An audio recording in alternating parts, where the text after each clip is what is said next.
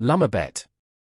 Soon after people were created on the earth, there was born a child named Lumabet, who lived to be a very, very old man.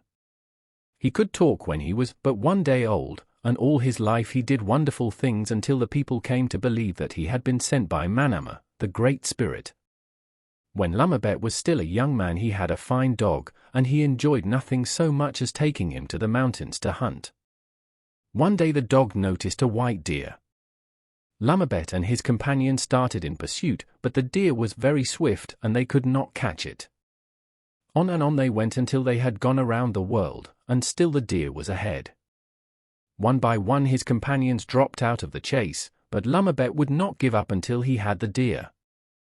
All the time he had but 1 banana and 1 camote, sweet potato, for food, but each night he planted the skins of these, and in the morning he found a banana tree with ripe fruit and a sweet potato large enough to eat.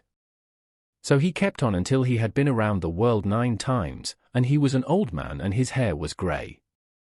At last he caught the deer, and then he called all the people to a great feast, to see the animal.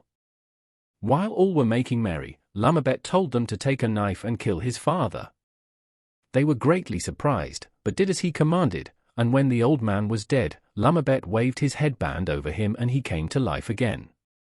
8 times they killed the old man at Lumabet's command, and the 8th time he was small like a little boy, for each time they had cut off some of his flesh.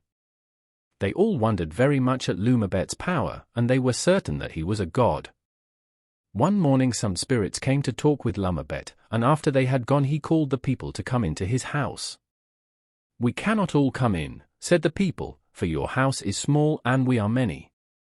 "There is plenty of room," said he, so all went in, and to their surprise it did not seem crowded.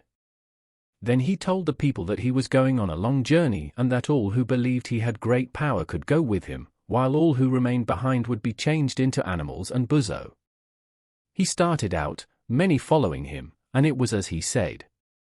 For those that refused to go were immediately changed into animals and buzo. He led the people far away across the ocean to a place where the earth and the sky meet. When they arrived they saw that the sky moved up and down like a man opening and closing his jaws. "Sky, you must go up," commanded Lumabet. But the sky would not obey. So the people could not go through. Finally Lumabet promised the sky that if he would let all the others through, he might have the last man who tried to pass.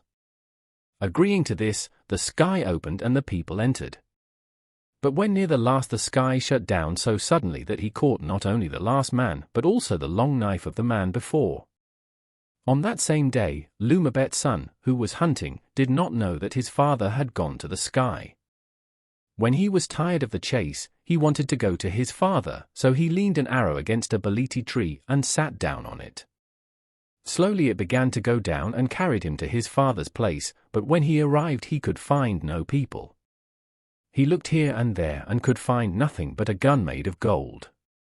This made him very sorrowful, and he did not know what to do until some white bees which were in the house said to him, "You must not weep, for we can take you to the sky where your father is." So he did as they bade, and rode on the gun, and the bees flew away with him, until in 3 days they reached the sky. Now, although most of the men who followed Lumabet were content to live in the sky, there was one who was very unhappy, and all the time he kept looking down on the land below.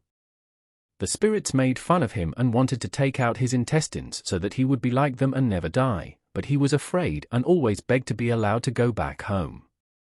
Finally Manama told the spirits to allow him to go, so they made a chain of the leaves of the caron grass and tied it to his legs. Then they let him down slowly head first, and when he reached the ground he was no longer a man but an owl.